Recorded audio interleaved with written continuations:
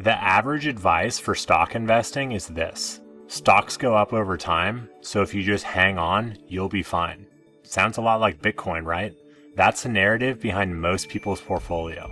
But one has to wonder, why is it that the biggest, most successful hedge funds don't buy into that story? And these same hedge funds, like Millennium, Citadel, and Bridgewater, have almost never had a down month using completely different playbooks. It's a playbook called multi-strategy. Multi-strategy basically means stacking multiple independent strategies that win in different environments, because most people don't realize that the market has somewhat of a seasonality to it. As the seasons change throughout the year, the weather shifts, and all of us behave differently. We wear different clothes, we make different travel plans, and we even cook different kinds of foods. And yet, when the market shifts and its seasonality, most investors don't change their behavior to match that environment. It's like being stubborn about wearing shorts in freezing temperatures. Market environments don't shift as often as seasons. In fact, some environments last several decades, which is why common advice feels like it's lasted the test of time. But those bigger firms know what to look for. They know the warning signs for when the market transitions from summer to winter, even when summer lasts 40 years. So what are they doing instead? I'm going to walk you through what their structure generally looks like, what multi-strategy investing actually means, why it works, and what it looks like in practice for someone who isn't running a billion-dollar fund. If you're new here, my name's Mark Anderson, construction worker turned 0DT and multi-strategy hedge fund manager of MBH Capital Management.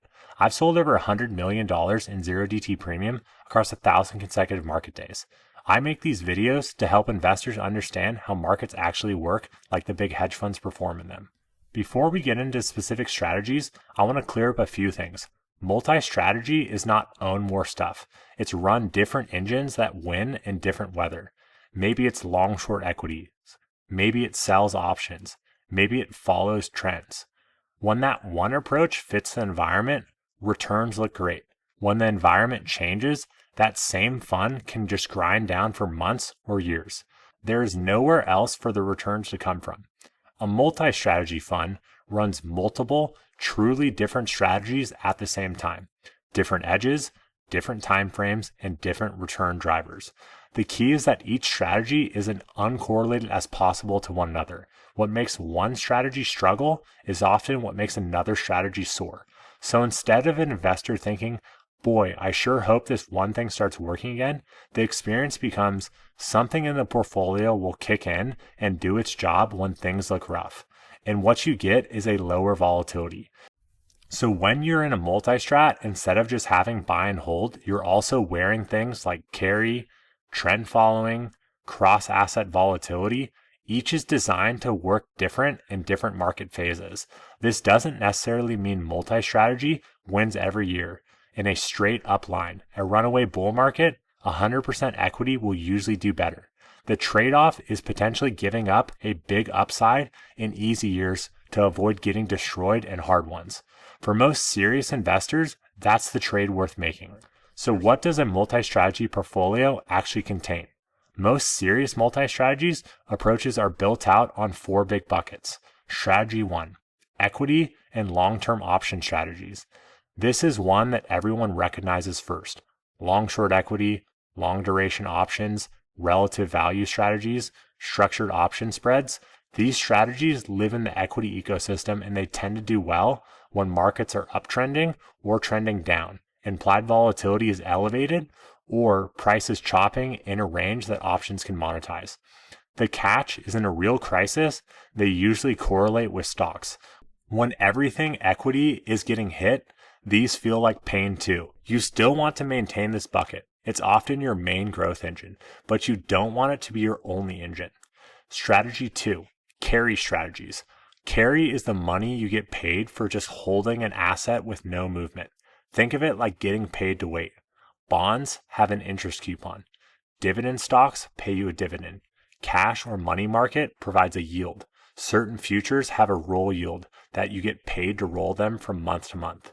A carry strategy says, I'm going to own things that pay me while I hold them, manage the risk, and let the income stream be a big part of my returns.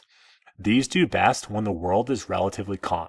No giant crashes, no sudden credit crisis, inflation not going crazy in either direction. Where they struggle is when real stress events happen. 2008 type environments when credit spreads blow out and stuff that looks safe gets repriced fast. The trade-off is attractive when conditions are normal. You get steady bond-like income with the potential for equity-like upside when spreads tighten and prices grind higher. Strategy 3. Trend following or managed futures. Trend following looks across asset classes, equities, bonds, commodities, currencies, and simply asks this: what's going up and what's going down? Then they go long what's going up and short what's going down. The critical, proprietary, well-run trend following systems tend to be negatively correlated to equities and bonds in crisis. So when stocks crash fast and they extremely trend downwards exactly when the system is designed to perform. In 2022, when the S&P was down 20%, many managed futures funds were up 20 to 30%, and that was by design. This is one of the core crisis alpha engines in a multi-strategy portfolio. Strategy 4. Real asset and inflation hedges. Commodities, real estate, inflation-linked bonds, and certain infrastructure plays. These don't primarily respond to growth versus recession. They respond to purchasing power of your currency. When inflation rises, these tend to hold value or appreciate while stocks and traditional bonds struggle. In an inflationary regime, which is where we've spent a lot of time in the recent years, having some real asset exposure is structural protection. You don't need exposure to all four buckets at the same time, and you don't need to run a hedge to think this way. What you do need is this: a clear view of which strategies respond to which environment, a portfolio that isn't naked in the regimes that are hostile to equities. That's the whole game. So how do you take this hedge fund thinking and apply it to regular investing?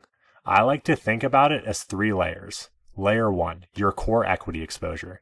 This is the foundation. For most people, this is broad equity exposure through low-cost index funds and ETF. For more active investors, it might be concentrated stock portfolios or option strategies you actually understand.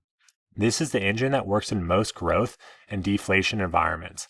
In a normal year, this does most of the heavy lifting for your returns. Think about this. In the 1990s, after the early 90s recession, long expansion, tech boom productivity, and inflation was relatively tame. Or 2009 to 2019, after the financial crash, a decade-long recovery of low, often very low inflation, and central banks being very supportive. In those kinds of regimes, a simple equity-heavy portfolio looks like a genius. Layer 1 is designed to be your main engine in exactly that world. If you only have this layer, you're basically saying, I get paid when the world behaves itself and I suffer when it doesn't. Layer 2, your inflation protection. On top of that, you add a meaningful allocation to assets that do well in higher inflation. Commodity ETFs, real estate, inflation-linked bonds, or trend-following ETFs that systematically adapt to changing regimes. You don't have to go crazy here. You just want enough exposure when the inflation regime flips. You don't sit there watching bonds and stocks both bleed at the same time. Think of this layer like insurance. You're happy to waste money in years when it underperforms because in years when you need it, it saves and is worth every penny. Layer 3, your uncorrelated return stream. This is the hardest piece for retail investors. But when it's there in a multi-strategy, it really feels different. Here's what you're looking for with this return stream. Don't move with stocks and bonds. Ideally, you get paid because markets are stressed. Managed futures ETFs, long volatility or tail risk catching, option premiums like 0DT that are risk managed and not just short vol until it blows up. This is where a lot of my personal work and focus goes to at MBH Capital Management. We structure overall portfolios so that your core equity and options do the work in normal, growthy environments, while real assets and inflation-sensitive strategies pick up the barometer when prices and rates rise. Trend following and long vol engines are there to either profit or at least offset damage when we hit real crisis. I'm not going to give you exact allocations here that are specific to mandates and risk targets, but conceptually, every position has a job. Which environment are you hired to work in? Combine these 3 layers and they give you a portfolio that has something working in 3 of the 4 environments and has real protection in the 4th. That's very different from throwing together a mix of stocks and bonds and hoping they don't crash together.